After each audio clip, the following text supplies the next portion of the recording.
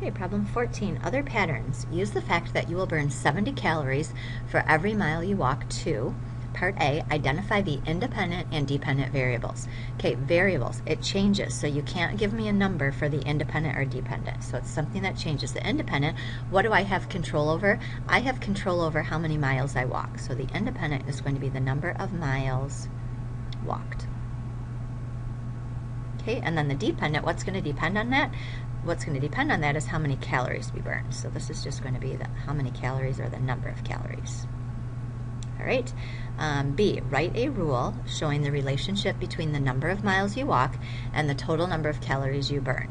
So a rule is an equation, so I want y equals, and then I just need to figure out every time I walk a mile, it's going to go up 70 more. So my equation is going to be y equals 70x. Next part, complete a table showing the total amount of calories you will burn for walking 0, 1, 2, 5, and 10 miles. So we're going to have a table, an XY table. And although we could put other things on the table, it specifically told me to put certain things in. So that's what I'm going to do. If I don't walk any miles, I will burn 0 calories. If I walk 1 mile, I will burn 70 calories. If I walk 2 miles, I will burn 140 calories. If I walk 5 times 70 is 350. And if I walk 10 times 70 is 700. So that's what my table is going to look like. And then D, identify the domain and the range. The domain is the x's and the range is the y's. Looking at my table though, remember these were just a sampling of what could happen. So what's the smallest amount of miles I could walk would be 0. What's the most? According to the table, it would be 10. This number really could be infinity because we could just keep walking for a while, or you could walk to how much, you could put how much you think you might be capable of doing. And then the range is the y's. So what's the smallest amount of calories we could burn would be 0.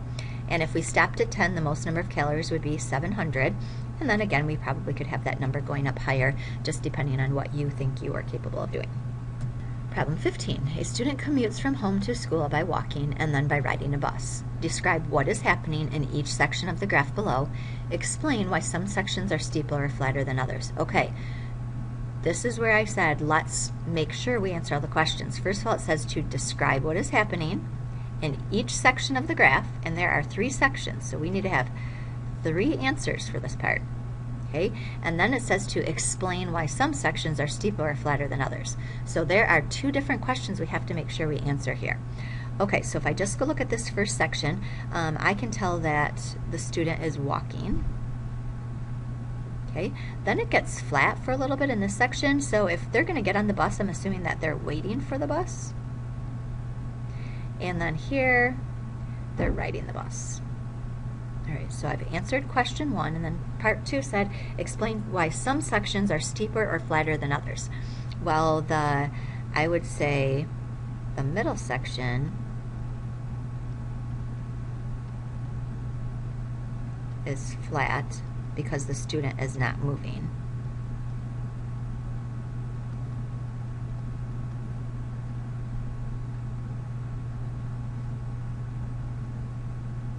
Okay, and then I'd say the bus line is steeper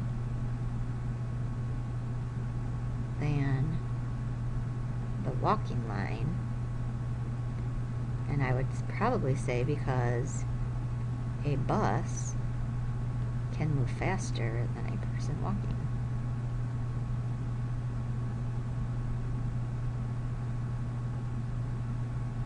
So you're going to cover more space in less time. And there we go.